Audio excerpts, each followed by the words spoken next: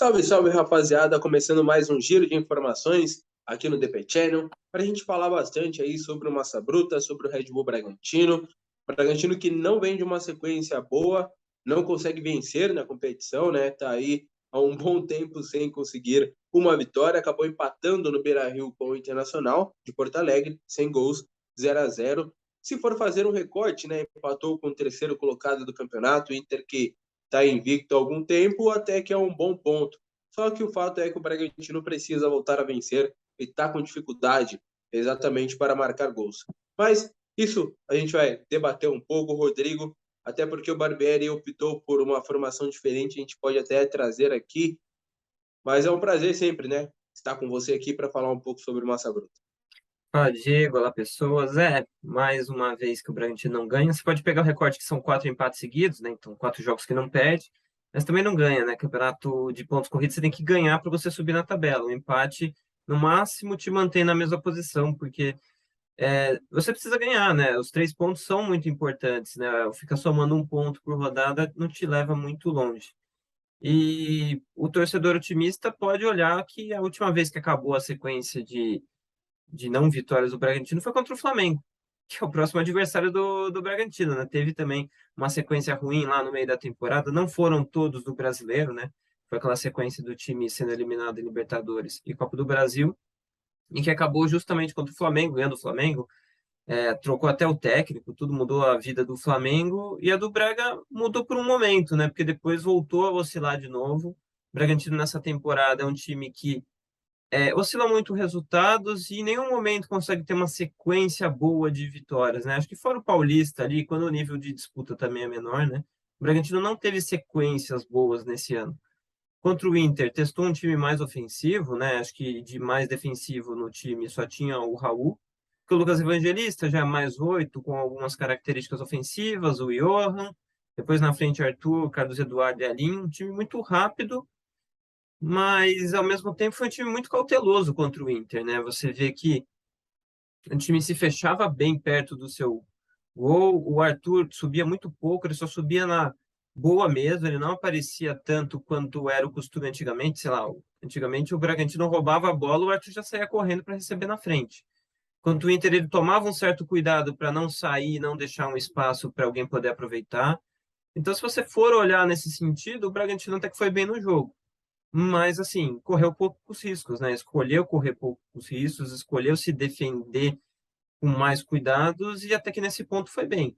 Criou uma outra chance de ataque, mas pouco. O Inter também é um time que está num momento muito bom.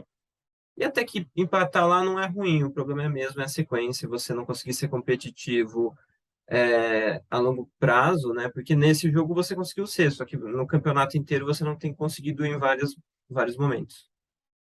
É verdade. E o Bragantino que acabou iniciando a partida, você até falou um pouco aí, com o Cleiton no gol, acho que na nossa projeção tudo bate, né? Exceto ali duas escolhas que eram dúvidas mesmo para a partida. Cleiton no gol, Adelan pela direita, a zaga com o capitão Léo Ortiz e ao lado dele Natan, na esquerda o Luan Cândido. Raul Evangelista e o Johan, aí tínhamos a dúvida se ele voltaria com o Johan ou manteria o Eric Ramírez. Elinho e Arthur, e aí tínhamos a dúvida entre o Popó e o Carlos Eduardo, e ele foi com o Carlos Eduardo. O que você achou das opções que o técnico Maurício Barbieri acabou optando por fazer aí contra o Inter?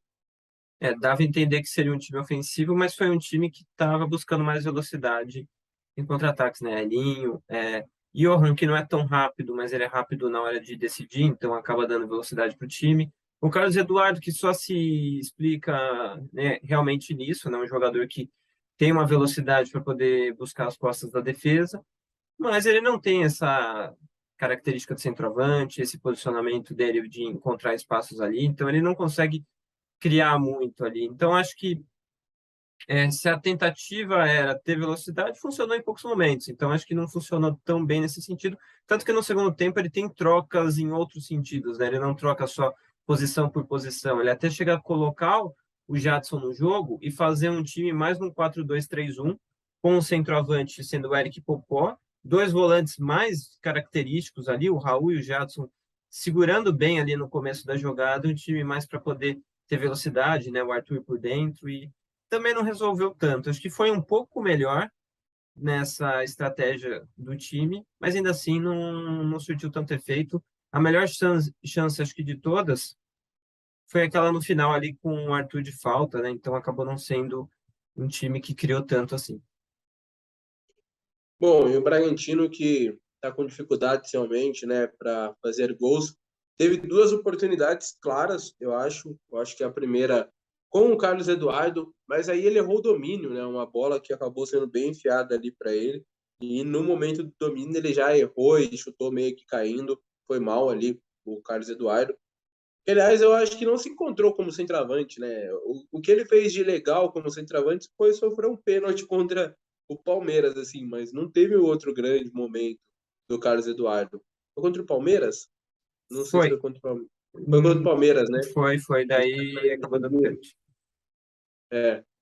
E teve também um lance que acabou sendo perdido também do Eric Popó. Mas eu acho que o Kehler, o goleirão do Inter, saiu muito bem também. Mas não deixou de ser uma chance clara ali, depois que o Eric Ramírez acabou fazendo a parede e ele quase acabou guardando dele. Mas o Inter também teve algumas chances. Eu acho que o jogo acabou sendo meio igual, assim. Eu não vi nem o Bragantino superior, nem o Internacional superior. O time do Inter perdeu uma chance clara com o Maurício após o passe do René, que ele errou o chute. Mas foi um jogo bem parelho, assim. E também bem disputado, Rodrigo. É o que a gente fala, né? O resultado não é bom pela situação que o Bragantino vive, mas eu acho que acabou fazendo frente jogando bem contra o Inter, né? Sim, então, esse que é o ponto. Acho que dá para você olhar dos dois lados, né? Dá para você olhar com o time ainda não conseguindo ganhar, ainda não avançando, mas conseguindo ser competitivo nesse jogo. Igualou bem o jogo. O jogo foi de igual para igual, acho que na maior parte do tempo. Então, acho que nesse sentido é interessante. Acho que o Bragantino está conseguindo equilibrar mais esses jogos, né? Porque conseguiu equilibrar com o Atlético, conseguiu equilibrar contra o Palmeiras, são times que são dos mais fortes do Brasil hoje, mas é aquela coisa, né? Talvez se tivesse perdido algum desses jogos e ganho algum desses, teria mais pontos, né? Porque o campeonato ele premia muito mais quem vence do que quem não perde. Mas nessa sequência dá para pelo menos imaginar um time. É que no final das contas é um time que consegue ter controle às vezes do jogo, mas não consegue ganhar. O Goiás foi mais isso, né? Contra o Goiás o time controlou o jogo, mas não consegue ganhar, porque o Carlos Eduardo, se for para ser o centroavante, não é. O Alejandro funcionou um pouquinho ali, mas se machucado. O Eric Popó ainda está entendendo o time, mas já está fazendo algumas coisas interessantes. Então, acho que passa por aí. Bom, e destacávamos até, né? Nós falamos do Brasileiro de Aspirantes, e você até chegou a fazer um vídeo, olha, para quem não acompanhou, tá aqui no canal, né? RS Análise, o Rodrigo falou sobre o time Sub-23 do Bragantino. E falávamos que tinha dois jogadores ali, né? Pelo menos eu projetava, não sei se você chegou a apontar mais algum outro, já conversamos sobre isso também com o Lucas Salema. Eu falava muito do Guilherme, e nós entrevistamos ele, foi até bem legal, né? E também do Luiz Gustavo, que não subiu, mas o Guilherme acabou subindo, né? Assim que os jogadores do Aspirantes acabaram voltando às suas atividades, que eles ganharam folga depois da final, o Barbieri já chamou o Guilherme para compor ali o elenco do profissional. Você acha que ele pode ter oportunidades, que ele possa vir ajudar o Bragantino ainda no Campeonato Brasileiro, ou é muito cedo para fazer projeções quanto a ele?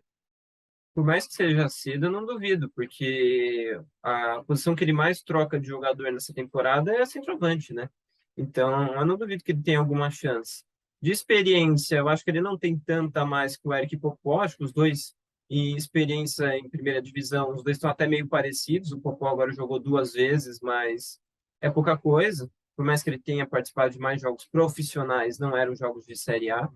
Então, acho que a experiência deles está meio parecida.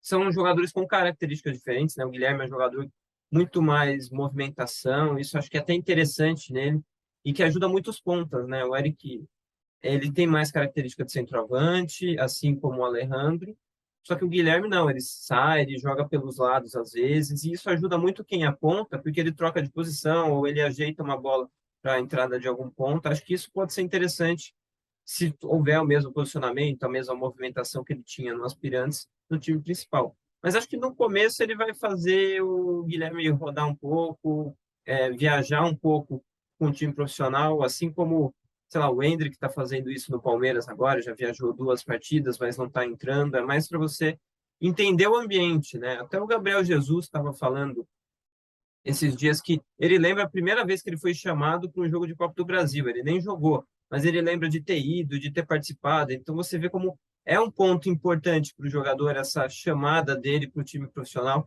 por mais que ele não jogue. É algo que o jogador sempre lembra porque é um momento de passagem ali, um momento de começar a mudar a chave de jogador de base e virar um jogador profissional. Isso, né? E o Guilherme que já teve experiência no Vitória, inclusive, né? De jogar profissional também. Antes mesmo de jogar na base do Bragantino.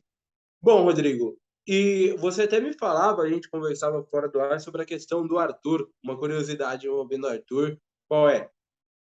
Bom, segundo o SofaScore, né, para quem acompanha um pouco mais análises e estatística de futebol, sabe que é um aplicativo de estatística que dá nota para os jogadores nos jogos, né? E o melhor atacante do Campeonato Brasileiro até esse momento é o Arthur. Por mais que o Arthur não seja um destaque tão exuberante do Bragantino, acho que do Bragantino até tem o Léo Ortiz que tem mais pontos, mas no campeonato, quando você pega a média de pontuação de todos os jogadores de ataque, ele com 7,20 é o primeiro. E é curioso, porque mostra como o Arthur tem conseguido ir bem em números. Por exemplo, o Arthur ele tem muitos dribles certos, passes para finalização. Ele consegue ter bastante participação no time também, com 50 toques. É bastante para um atacante, por exemplo. Normalmente, jogadores de ataque não tocam tantas vezes na bola. Ele consegue dar vários números interessantes em várias estatísticas, né? Porque ele acerta muito, mas ele não tem sido tão decisivo, né? Não dá para dizer que ele tem decidido jogos com assistências, com gols, por mais que ele tenha assistências e gols no campeonato, são poucos, né? Mas é curioso, porque ele já teve momentos muito mais decisivos, talvez a média, talvez não fosse a mesma de pontuação que ele tem hoje, mas é interessante ver como não dá para dizer que ele está jogando mal, mas dá para dizer que ele poderia ser mais decisivo, né? É verdade. Eu acho que ele tem pecado, principalmente, Rodrigo, na última decisão, assim. Ele participa muito do jogo, ele busca, ele tenta, mas no último passe, ou ele acaba errando o drible, tá arriscando pouco. Quando arrisca, leva perigo, mas tá arriscando muito pouco o Arthur. Eu acho que ele tem se equivocado na última decisão. É o que você falou, não dá para dizer que ele tá jogando mal, mas não tá sendo o Arthur de 2021 principalmente, né? Aquele cara que resolvia, que assumiu o protagonismo e que melhorou muito após a saída também do Claudinho, porque eu lembro muito que quando o Claudinho saiu, havia uma preocupação, pô, e quem vai ser esse cara, né? O diferente do Bragantino, o que vai decidir jogos. E rapidamente o Arthur assumiu esse protagonismo, né? Ele chamou para ele e fazia jus à expectativa que se tinha. Ganhou prêmios do Campeonato Brasileiro, Campeonato Paulista, mas esse ano ele está muito abaixo do nível do Arthur. E ainda assim é curioso que, em números, né, em notas, no caso, ele é o melhor atacante do Campeonato Brasileiro. É, mas eu acho que tem muito a ver com o algoritmo que eles usam, né? Porque o algoritmo deles estraga muito a nota do jogador quando ele erra muito. Vamos dizer que ele fosse um atacante que tentasse muitos passes difíceis ou finalizações difíceis. Ele até teria talvez mais gols, mas ele teria mais erros e talvez nessa ele caísse a pontuação. Eu lembro que teve uma vez que o Neymar fez um jogo muito importante, acertou várias coisas, fez 2 gols e a nota dele foi lá 6, abaixo disso, porque ele tinha errado muita coisa ao mesmo tempo. Então, eu acho que tem a ver com isso. Acho que tem a ver com ele arriscar pouco, então ele erra pouco. Eu lembro, eu não, se eu não me engano, era o Marcelinho Carioca, que ele era o jogador do time que tinha a pior estatística de passes certos no Corinthians. Mas, ao mesmo tempo, ele era o jogador que tinha mais assistências. Então, aí você vê que ele era o cara que mais tentava coisas diferentes. Então, às vezes, o jogador que tem uma nota boa talvez seja um jogador que arrisque pouco, né? No caso de um atacante como o Arthur, talvez faltasse ele arriscar um pouco mais, seja chute, seja cruzamento, passe, tentar um pouquinho mais em algumas jogadas. Bom, então é isso sobre o Arthur. Eu acho que dá para a gente falar agora, Rodrigo, um pouco do futebol feminino do Bragantino, porque as meninas estão impossíveis, né? 100% de aproveitamento. Acabou vencendo essa semana. agora dá uma pausa, né? Eu acho que volta só em novembro o Campeonato Paulista, mas venceu o Taubaté por 3-1, gol da Luana, da Lai e também da Débora, e acabaram vencendo mais um jogo aí. Foi o sétimo seguido, né? É, Acho que foi o sétimo seguido que a seleção acabou. A seleção. É quase uma seleção, né? Que o time acabou vencendo, o time comandado pela Rosana Augusta acabou vencendo aí no Campeonato Paulista. Dá para dizer que algumas equipes focaram mais no Campeonato Brasileiro e deram uma atenção menor assim para o Paulista, mas ao mesmo tempo isso não faz com que essa campanha do Bragantino ela não seja tão boa assim como é. Enfim, o que dá para falar? eu acho que dá para ponderar as duas coisas. Dá para dizer que alguns times realmente focaram no brasileiro, o caso do Palmeiras, do São Paulo, do Corinthians, principalmente. Só que assim, o Bragantino está na frente de todo mundo, né? Então, não dá para desvalorizar. E agora vai ter essa parada que eu acho que é ruim para o Bragantino, que o Bragantino está nesse embalo e agora vai ter Libertadores e Data FIFA, então vai parar por um bom tempo. Eu acho ruim para o Bragantino que está nessa sequência muito boa. O time demorou um pouco para encaixar, mas agora encaixou. Tudo bem que é um campeonato com um nível um pouco abaixo do campeonato brasileiro, mas a gente tem que lembrar que boa parte dos times da Série A1 do brasileiro são paulistas, né? Então, sei lá, a própria Ferroviária, que vai jogar Libertadores também. Então, você tem times que são fortes no campeonato paulista. Mas o time da Rosana demorou um pouco, mas encaixou. E ela está conseguindo tem um time bem competitivo, tem bastante gol, né? O time tem 16 gols e só sofreu 3. Acho que o principal destaque realmente é a defesa, mais do que o ataque. E a defesa acho que foi o principal problema no Campeonato Brasileiro, né? Agora ela conseguiu encaixar no Campeonato Brasileiro. Ela mudou algumas vezes de esquema, agora ela está mais fechada numa linha de 4 e está conseguindo ir bem. Eu acho que no final das contas, vamos ver como é que vai ser a reta final desse time. Mas é interessante ver que o time demorou um pouquinho, mas encaixou. Demorou um pouquinho, mas encaixou e torcer, né, para que faça uma boa campanha novamente na Série A2 do Brasileiro, que se reestruture, né, para voltar a jogar uma Série A que é de um nível maior. Você sabe se algum time do Paulista tá na Libertadores? Acho que o Corinthians com certeza, né? Tem três, é Palmeiras, Corinthians e Ferroviária. São os três Ah, brasileiros. sim. É porque essa pausa atual agora do Paulista é por conta da Libertadores, né? Sim. Daí os times vão para, se não me engano, é Colômbia, jogam a Libertadores por lá e decide tudo no mesmo mês. Então não dá para você ficar indo e voltando, é tudo de uma vez. Bom, vamos falar agora também, né, sobre o próximo jogo, já, porque esse próximo jogo contra o Flamengo, deste sábado agora, é um jogo importante também para o Bragantino e mais difícil, eu acho, do que o jogo contra o Inter, né? Porque o Flamengo tem aí o Everton Ribeiro voltando da seleção brasileira, o Pedro também, dois jogadores em grande fase. O Pedro acho que meio que se consolidou, mas o Everton ainda precisa mostrar, né? Então acho que ele vai jogar tudo. E o Everton jogando tudo ali com o Pedro, com o Gabriel, tem a volta também do Arrascaeta, enfim. É um jogo difícil contra uma grande equipe e o Bragantino que deve ter, eu acho que é a mesma equipe. Não sei se o Barbieri vai fazer alguma mudança, talvez na questão do centroavante. Não acho que ele vai mexer ali no meio-campo, até porque o Johan na minha opinião, foi bem ali na primeira etapa. Até não entendi muito a saída, talvez por ritmo de jogo, né? Já que a comissão ela preza muito por isso. Mas e aí, Rodrigo, o que você acha desse jogo com o Flamengo?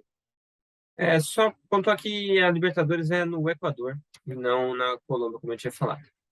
Libertadores feminino. Eu acho que o Flamengo meio que largou o Campeonato Brasileiro, né? A gente vê que o Flamengo caiu, estava em segundo agora há pouco, agora já é o quinto.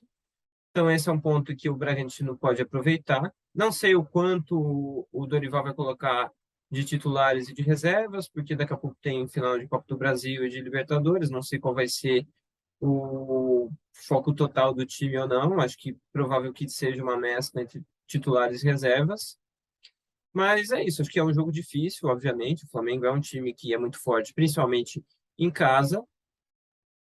E o Bragantino acho que deve manter boa parte do que jogou como time. Talvez a questão do Carlos Eduardo, mas o Alejandro não vai jogar, então ele não deve ter muito quem escolher, porque eu acho que o Popular não deve começar jogo por enquanto. Talvez ele seria o único a ganhar a posição do Carlos Eduardo. Daí imagina um time parecido que talvez tenha só a mudança de, sei lá, o Eric Ramírez no lugar do Elinho, ele usando muito mais aquele time que jogou contra o Corinthians, alguns outros jogos que daí tem o Luan Cândido subindo mais. Mas eu não sei se a ideia dele é repetir isso daí. Ele já não repetiu nesse jogo, já mudou no segundo tempo contra o Goiás. Eu não sei se ele está tão convicto ainda com aquele esquema dos laterais subindo bastante. Isso não teve contra o Inter.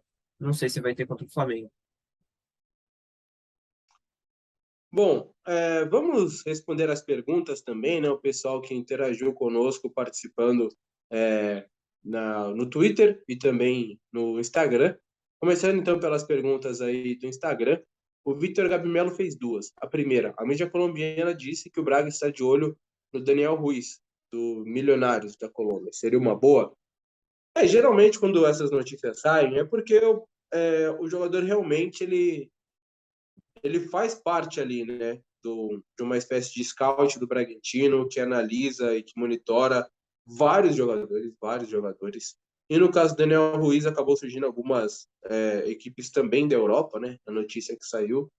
Mas eu acho que é mais um processo de análise mesmo, né? Eu acho que não há uma negociação em curso, até pelo pouco que tentei apurar sobre o caso, e como é muito embrionário ainda, as pessoas elas não falam tanto. Mas eu acho que é mais uma questão de observar, tá ali no scout, enfim, Rodrigo. O Bragantino faz isso com alguns jogadores, né? Alguns chegam para o clube, né, de fora do país. Você tem alguns, né? O Kevin, que foi o último que chegou. Tem o caso do Coelho, que foi o que mais deu certo. Então, é uma ideia do Bragantino. O Emiliano também veio, tá jogando, só que não aqui, lá na Dinamarca. Então, você tem os caras que acabam funcionando, outros que não. E ele acho que é um dos caras que está de olho. Ele é a ponta esquerda, posição que o Bragantino está tendo dificuldades nessa temporada. É um cara que é bom em assistência, tem 21 anos. Acho que, assim, como jogador, talvez seja uma aposta interessante se ele não for muito caro, né? Eu acho que ele deve vir para, sei lá, uns 5 milhões de euros. Eu não sei se o Bragantino considera isso caro. Eu acho que talvez o Bragantino considere. Então, o Bragantino vai ver se consegue negociar por um pouco menos do que isso, porque 5 milhões de euros eu não sei se é um valor que o Bragantino acharia interessante para trazer o jogador. Bom, o João Pedro ele pergunta: reformulação ano que vem? Barbieri renova? Na verdade, são duas perguntas, né? Eu acho que reformulação não, mas na minha opinião, caberia contratações de peso. E quando eu falo peso, não é jogador medalhão, algo do tipo, mas jogadores que cheguem na idade que for, mas pode até ser nesse perfil, e eu acho que vai ser nesse perfil que o Bragantino contrata de jogadores jovens, só que prontos, né? Jogadores que cheguem aí para fazer a diferença, para compor em determinadas posições que o time está necessitando. Então, acho que reformulação não, mas talvez contratar mais jogadores que cheguem realmente para jogar, né? Que cheguem para fazer a diferença. E pergunta sobre a renovação do Barbieri.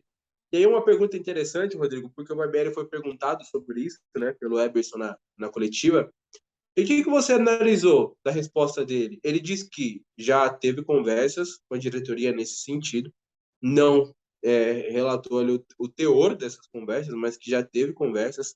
O contrato dele termina agora em dezembro, né, no final de dezembro deste ano, de 2022.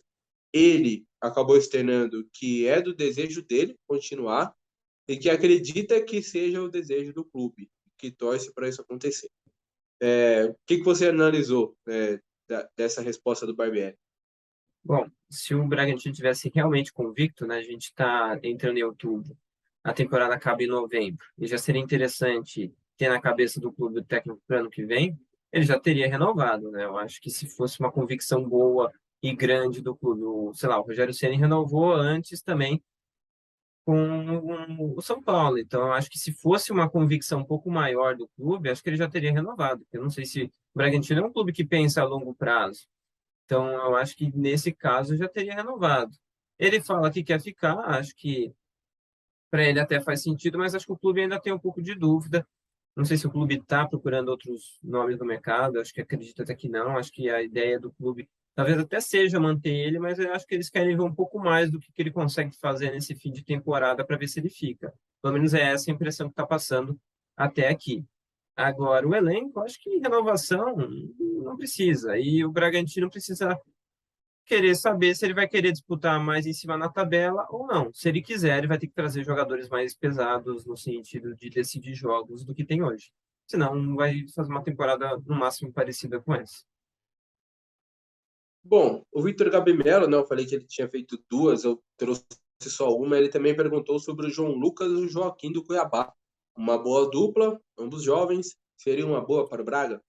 Bom, o Joaquim eu acho que não, porque é mais um zagueiro, né? O Bragantino tá cheio de zagueiros, inclusive jovens, então acho que não. O João Lucas eu acho que sim, pela posição no lateral direito. Eu gosto dele desde a época do Flamengo, né? Ele era do Flamengo e acabou sendo negociado com o Cuiabá. Eu acho que sim, tem 24 anos, está dentro ali do perfil e é um jogador bom para uma posição que eu acho que o Bragantino vai precisar se reforçar, porque o Aderlan já é um jogador mais experiente, né? De 32 anos. Aí acredito muito no Andrés Hurtado. Tem o Luiz Gustavo também da base, mas acho que seria bom ter um jogador a mais ali na função. O João Lucas, eu acho um bom jogador. O João Lucas é um jogador que tem uma característica que o Aderlan também tem, que é bom em desarme, né? Um cara que desarma bastante. Acho que nesse quesito combina com o Bragantino, né? O Bragantino, principalmente com o Barbieri, gosta de ter laterais que roubem a bola. Ele só acaba tomando muito cartão, mas acho que é normal. Um jogador que tem 24 anos, mas eu acho que só compensa se realmente o Aderlan for sair. Senão, você mantém o Aderlan mais uma temporada e vai subindo os jogadores do aspirantes, da base, para ir jogando. Acho que só vale se ele sair. Até porque o Bragantino tem o Andrés Hurtado, que é um cara que eu queria ver mais no time principal, time titular. Bom, então é isso, né? Falamos aí sobre vários assuntos, o time feminino do Bragantino, o Bragantino que também acabou conhecendo as últimas rodadas que foram definidas aí pela CBF também, né? Desmembradas, mas a gente pode falar nos próximos vídeos também um pouco sobre isso. E agora é focar nesse Flamengo, numa recuperação no Campeonato Brasileiro. A gente já pode até, Rodrigo, no próximo vídeo, semana que vem, falar um pouco mais sobre base também, porque o time acabou fazendo algumas boas campanhas no 17, no 15 também. O 20 não está jogando atualmente, mas principalmente no 17 e no 15. Mas é isso. Hoje as informações aqui um pouco mais reduzidas, mas o que o Bragantino consiga fazer um bom jogo no Maracanã contra o Flamengo. Sim, Flamengo e Bragantino costuma ser jogo bom, né? Nos últimos anos. O Arthur marcou aquele golaço. Arthur não, o Claudinho marcou aquele golaço há uns anos, acho que foi 2020, no Maracanã. Então, costumam ser jogos interessantes, né? O Aderlan também marcou aquele O golaço, Aderlan marcou aquele golaço, né? meio sem querer, mas foi um golaço. Então, tem bastante jogo interessante. Teve aquele jogo que o Cleiton foi muito bem contra o Flamengo e tirou a bola do Bruno Henrique ali, que ele ia passando. Então, costumam ser jogos interessantes que seja mais um interessante. Tomara, tomara mesmo. Valeu, rapaziada. Valeu você que acompanhou até o final. Esse foi mais um Giro DP Channel aqui no canal. Até o próximo.